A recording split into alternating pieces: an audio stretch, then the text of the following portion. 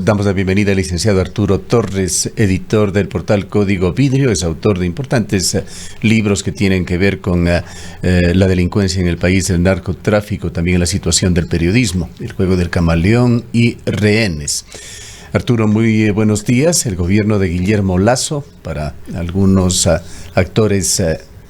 se señala que ya terminó, que estamos en una etapa casi de inmovilidad y que esto se refleja en el accionar también de la Corte Constitucional. Quisiéramos preguntarle a usted cómo ve la situación, cómo ve sobre todo en una de las áreas que es de su experticia, el tema de la seguridad, que según Paco Moncayo ha cambiado significativamente. Muchas gracias, Gustavo. Creo que la panorámica sobre las decisiones que va tomando el Ejecutivo una vez que se dictó la muerte cruzada tiene como algunas aristas inmediatas que sortear, especialmente como bien se mencionaba, lo que más le preocupa a la población es la seguridad para poder tener tranquilidad y trabajar y emprender en cualquier actividad. Ahora, desde la gobernabilidad, evidentemente que la actuación que está teniendo la Corte Constitucional ha sido observada por su lentitud y porque ellos están, según varios analistas, varios juristas y constitucionalistas consultados, ellos se están extralimitando en sus funciones de básicamente controlar la constitucionalidad y que las decisiones, los decretos que vaya tomando el Ejecutivo se enmarquen en lo formal, cumplan aspectos formales, pero ellos no pueden estar observando y convertirse en una asamblea paralela para ir al fondo de los temas, de hacer consultas. No, o sea, ahí lo que están haciendo es también de alguna forma bloqueando el trabajo del Ejecutivo, que apenas tiene 6 meses para ejecutar lo que todos esperábamos de una manera mucho más ágil, ¿no es cierto? Y si es que la Corte Constitucional va a tardar tanto en dar paso a los decretos, pues está haciendo esencialmente el mismo juego que hacía la Asamblea, es decir, un bloqueo permanente a la gobernabilidad y por lo tanto perjudicando a los intereses del país. En torno a la seguridad, vemos que estas últimas semanas especialmente ya hay una especie de calma y los indicadores han ido mejorando sobre las muertes que, por ejemplo, en las zonas más críticas como Guayas y Esmeraldas se han ido conteniendo, han ido bajando. Creo que esto sí tiene que ver con la decisión que tomó el gobierno respecto a declarar, por ejemplo, en una primera instancia a los grupos delincuenciales como amenaza a la seguridad del Estado y les puso en un término más bien de terroristas, y eso sí ha cambiado de alguna forma el mensaje. Fuerzas Armadas se sienten más protegidas con la policía que obviamente dirige los operativos antidelictivos. Entonces, creo que estas últimas semanas han sido positivas para el gobierno en el sentido de tener un mayor respaldo en las acciones que se van dando tanto de la policía y Fuerzas Armadas como de la población, que vio con muy buenos ojos el que se les haya mandado a la casa a los asambleístas. Ese factor ya desactivó esta estrategia de minar permanentemente al gobierno para desacreditarlo y desgastarlo. Entonces ya de alguna forma eso sí ha dado cierta calma para que las autoridades puedan enfocarse de una manera mucho más eficaz en el combate a la delincuencia. Arturo, muy buenos días. Estamos próximos a un proceso electoral, a un nuevo proceso electoral, estas elecciones extraordinarias que se realizarán el 20 de agosto, y una de las preocupaciones que se ha venido discutiendo y que ya se evidenció en el proceso electoral anterior fue la incursión de las organizaciones narcodelictivas en este proceso. Si no me equivoco, hubo 4 candidatos asesinados. Tenemos el caso de de el alcalde del Cantón Durán, que no ha logrado tomar posesión de su despacho precisamente por las amenazas. Él sufrió un atentado y quizás la pregunta es si es que efectivamente se puede ver en todo este contexto, aunque hemos tenido unos días de paz, entre comillas, que haya una estrategia que nos lleve como país a evitar que situaciones de esta naturaleza puedan repetirse en este proceso electoral o en otros procesos electorales. Sí, es difícil prever cómo van a reaccionar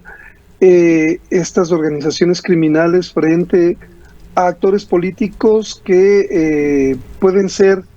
que no se han alineado con sus intereses o que básicamente no han cumplido compromisos, porque también tenemos que estar conscientes de que sobre todo en las provincias fronterizas y en otras provincias del país, como Los Ríos, Manabí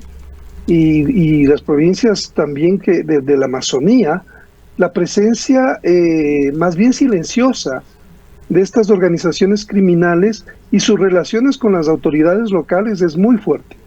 O sea, otra cosa es que nosotros y las autoridades no han tenido el mapeo de las relaciones y de las conexiones entre crimen organizado y política y narcotráfico y los actores que están en Colombia, sobre todo en el sector de Sucumbíos, Carchi y Esmeraldas. La fotografía es muy borrosa todavía como para entender la magnitud y la profundidad de las relaciones que existen entre autoridades locales, entre autoridades políticas, estructuras económicas y un sinnúmero de actores criminales. Entonces, creo que no podemos nosotros confiarnos de que esta aparente calma tiene que ver con que la actividad ha ido mermando o ha ido disminuyendo. Más bien yo creo que de alguna forma están tratando de replantear su estrategia en función de que la violencia lo único que ha hecho es alertar a las autoridades, generar muchas más respuestas contundentes contra el crimen organizado y la delincuencia, y ahora se está dando un ajuste en esa estrategia desde las organizaciones delictivas para bajar el perfil a la confrontación y precisamente tratar de calmar las aguas para que, como ocurrió la década pasada, la fiesta se vive en paz, y aunque la operación de los carteles, de las actividades que tienen que ver con el narcotráfico, como el lavado de activos, se sigan desarrollando sin levantar demasiadas olas, ¿no es cierto? Y a eso creo que podemos estar yendo en este momento. En una reciente reunión de países de la Unión Europea, esto fue la semana pasada, se concluyó que Ecuador es de largo al momento el principal proveedor de droga a Europa, muy por encima de los niveles de aprovisionamiento a través de Colombia o de México. Paco Moncayo, en el diálogo que mantuvimos ayer, señaló que se está avanzando en el tema de radares en puertos y aeropuertos y que ha encontrado muchísimas trabas a pesar de la voluntad del gobierno por las influencias que tiene ya el narcotráfico en el país. Sí, Gustavo. Claro, este problema tiene que ver evidentemente, con el control, pero también con la decisión política que debió haber mucho más frontal contra esta amenaza, más que amenaza contra estas organizaciones criminales que ya se han afincado en el país hace mucho tiempo. Sin embargo, también yo quisiera destacar que el tema de los escáneres, que estaba previsto llegar inicialmente en enero, luego se pospuso para mayo, para abril, y ahora se anunció una nueva fecha para junio. Los escáneres son indispensables para el control en los puertos, porque ahora mismo el control del narcotráfico, de la carga que va hacia Europa, es manual, es decir, es aleatorio con perros. Entonces eso es demasiado limitado frente a la cantidad de cocaína que está saliendo, especialmente para Europa, que se volvió efectivamente el principal destino de la cocaína que se produce en Colombia y sale por Ecuador. Por eso es que ahora se han activado a ese nivel un sinnúmero de operadores que lo que hacen es bloquear estas decisiones que, con la ayuda de la tecnología, podrían ayudar a detectar muchísimos más cargamentos. Sin embargo, los intereses son tan grandes y estos operadores son tan poderosos dentro del Estado, dentro del gobierno, incluso porque son operadores que vienen trabajando en diversas administraciones y se encargan de precisamente estos operadores de nivel medio son importantes en esta cadena que opera para el crimen organizado y el narcotráfico. Claro, si no se desmantela, muchos de ellos laboran bajo amenaza. Se ha visto la cantidad de personal del puerto de Guayaquil que ha sido asesinado en las cercanías del puerto, gente humilde que tiene posiciones claves dentro de el manejo del puerto. Y algo más que nos dijo ayer Paco Moncayo, de que en Ecuador no solamente hay jueces corruptos, que hay muchos jueces amenazados. Sí, plata o plomo, ¿no? O sea, si es que no se someten, pues estas organizaciones tienen sistemas muy elaborados de inteligencia, porque tienen muchos informantes, entonces conocen, perfilan a quienes trabajan en los puertos y tratan de, si no los persuaden de que cooperen, para ellos pues los amenazan, ya saben dónde están sus familias. Entonces la situación para los trabajadores de los puertos es realmente muy complicada y hacia allá debería ir buena parte de la tarea preventiva para darles protección, darles seguridad a sus familias, ubicarles en sitios que no sean vulnerables, porque no olvidemos que las personas que trabajan en el puerto son generalmente de estratos populares, de barrio y viven en barrios donde son controlados por las bandas. O sea, entonces por eso creo que las decisiones sobre cómo, si es que se pueden tener escáneres y toda la tecnología, si no se soluciona el problema vinculado a la coerción y a la corrupción que un poco invade a todos los organismos de control, no vamos a llegar muy lejos en ser mucho más eficaces para precisamente frenar este tráfico que cada vez ha sido mucho más creciente hacia Europa en particular. Ahora va a ser fundamental la forma en que se renueve el gobierno, tanto el ejecutivo como el legislativo. Los nombres de precandidatos siguen sumando, van ya por una decena. ¿Cómo ve usted ese panorama? ¿Qué reacciones le generan los nombres, los rostros, las figuras que van apareciendo? Sí, hay una estrategia de dispersión evidente de quienes, de candidatos específicos que lo único que buscan es coloquialmente llamados chimbadores. Ellos saben que no tienen ninguna posibilidad, pero algunos son financiados, y eso se sabe por elecciones pasadas, reciben dinero de quienes están, de quien está en la cabeza o quien puede estar con más posibilidades, y la operación en este caso es financiar esos candidatos de paja, ¿no es cierto?, para poder robarles votos a los otros candidatos que también están con más posibilidades de pasar a la segunda vuelta, porque yo creo que va a haber segunda vuelta. No hay en medio de esta dispersión ningún candidato que pueda llegar a ganar con más del 50%. Entonces, en este momento vemos una dispersión tratando con esta estrategia no se puede identificar adecuadamente cuál es la estrategia en función de minar votos a los dos candidatos que siguen al candidato que pondría el correísmo, ¿no es cierto? Porque sabemos que el voto duro del correísmo le va a poner en segunda vuelta, pero quienes están peleando el segundo y el tercer puesto, que según las encuestas son Otto Sonnenhonslet y Yacu Pérez, las encuestas que yo he revisado, entonces a estos dos candidatos es a los que se les está tratando de mermar. Los que vienen en la cola y han aparecido y saben que no tienen posibilidades, pero quieren de alguna forma minar esos votos para luego en la segunda vuelta también con esos votos lograr alianzas y lograr beneficios particulares. Ahora, Arturo, uno de los temas que se juegan precisamente en esta forma de hacer política, como usted nos está exponiendo, es el tema de la seguridad, y eso de una u otra manera cala en los ciudadanos, en las ciudadanas, que definitivamente tienen como su principal preocupación lo que está aconteciendo y ha venido sucediendo en nuestro país en estos últimos tiempos en relación a la presencia de estas organizaciones narcodelictivas. Precisamente este va a ser uno de los temas fundamentales sobre los cuales los distintos candidatos van a tomar posesión. ¿Qué deberíamos tener como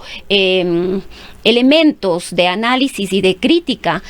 los ecuatorianos y las ecuatorianas. Por un lado está el modelo Bukele, este modelo represivo, o quizás un modelo más social, de que la única forma real de combatir la delincuencia es el mejorar las condiciones de vida de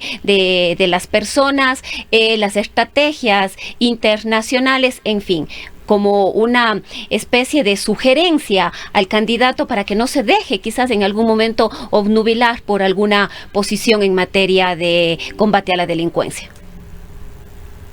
Sí, creo que es muy importante esa pregunta, porque lo que estamos viendo ahora mismo es que todos los candidatos están tratando de precisamente articular algún mensaje que pegue más en la población, pero no necesariamente eso tiene que ver con que sea más efectivo el mensaje, sino que no olvidemos que los mensajes apuntan a las emociones, no al intelecto ni a la razón. Entonces, vemos un candidato como Topic, que aparece con una metralleta, ¿no es cierto?, vendiéndose como el mercenario o como un super soldado sin casco, por cierto, que es un poco absurda la imagen, ¿no? Cuando uno ve a alguien que está con una metralleta, pues lo que se espera es que tenga todo el equipamiento para enfrentar un combate, pero es así de distópico, es así de contradictorio el mensaje, pero trata de impactar ese mensaje de que o sea, la lectura que yo saco de eso es que evidentemente se trata de dar una solución parcial, pensando en que ejecutando, eliminando o atacando con armas de fuego y con mano dura a la delincuencia se va a solucionar un problema que es estructural. Ese es un enfoque errado, porque nosotros la seguridad es básicamente o la inseguridad que estamos viviendo es fruto de muchas causas, entre ellas problemas estructurales como la falta de atención, de servicios en las zonas marginales. Gente que esté en las zonas marginales ahora mismo ha sido reclutada por las bandas, especialmente en Guayas y en Esmeraldas, y en esas zonas, en esos barrios, no hay ningunos servicios, o sea, no hay atención, ellos no tienen posibilidad de educación. Hablamos de que más o menos 20 provincias del país son vulnerables por este tema de la pauperización, son vulnerables a ser reclutadas por las bandas. Yo quisiera saber que me digan, los candidatos que nos digan en un plan, en un objetivo concreto, cómo van a atacar en cada una de esas provincias los problemas que están en la base, para que darles a la gente posibilidades, o a los adolescentes, que son los mayores, las personas que están en mayor riesgo, ¿qué van a hacer para sacarles de ese punto crítico y de ser tan vulnerables a que las organizaciones criminales los recluten, ya sea por persuasión, por miedo, por dinero? Entonces, sobre esto no nos han dicho nada los candidatos, de cómo van a tejer una política integral de seguridad que no solamente tenga que ver con el tema bélico, más armas, más policías, más militares. Esa no es la solución, es parte de la solución, es una solución que en lo inmediato puede darnos tranquilidad, pero a mediano y largo plazo eso no va a contener un fenómeno que tiene que ver con otras aristas mucho más complejas. Culminemos con unas reflexiones sobre el periodismo y la función que debe cumplir en este proceso electoral que se lo ha calificado ya como express por lo corto, en el que predominarán los medios tanto tradicionales como digitales por encima de la presencia física de los candidatos en las tarimas. Hay organizaciones periodísticas que se encuentran ya trabajando en temas de alfabetización digital para el público, fact-checking, combate contra la desinformación. Sí, Gustavo, creo que escrutar a quienes están de candidatos, saber, por ejemplo, un dato es que